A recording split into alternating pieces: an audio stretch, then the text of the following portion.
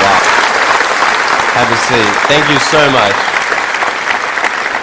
Nick, man, we've been having so much fun the last couple of days. I mean, I can't imagine what life is like with you on the road. I mean, your sense of humor is just awesome.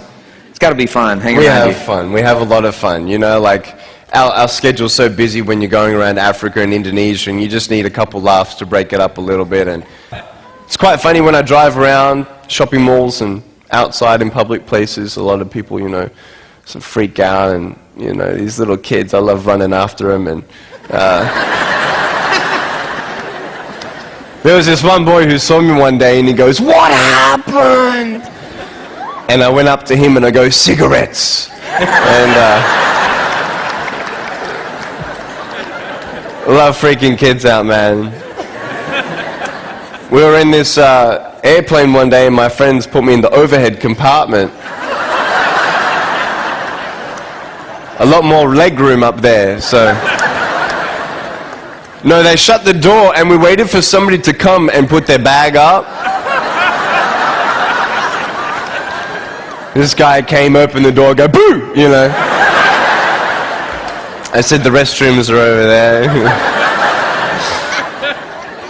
The funniest story, though, is I was in a car one day, and when you see me from the outside of the car, you have no idea that I have no arms and no legs. You just see my head. And we're at the traffic lights one day, and this car comes up next to us, and this girl's looking at me. And I'm like, "Cool, let's have some fun here." So I look at her, and I grab the seatbelt in my mouth, and I loosen it. And then in the car seat, I just did this.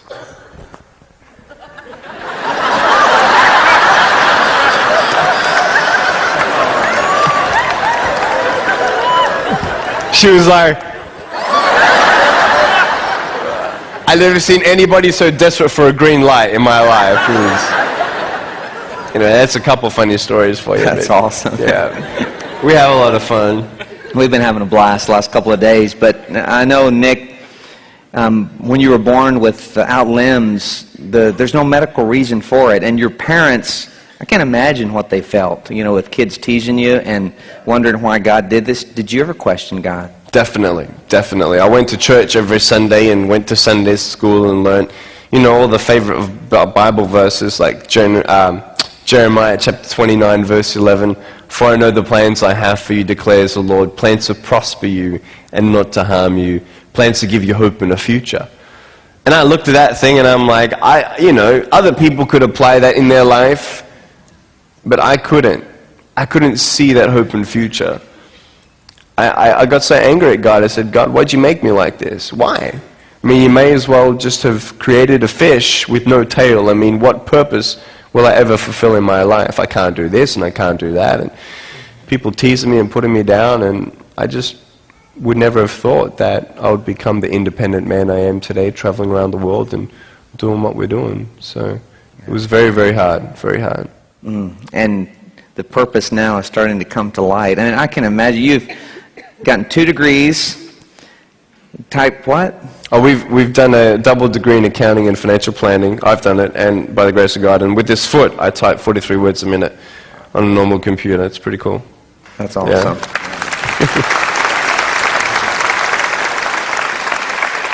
Well, what was the turning point for you? I mean, questioning God, not knowing the purpose. I mean, what happened to get you to realize that God cared about you even in these times where you couldn't see it? Right. That is when my life changed. And before I was 15 years old, I realized that as human beings, we want to know 2 things. In your pain, you want to know that you're loved. And second of all, that everything's going to be okay. I couldn't see that anything was going to be okay.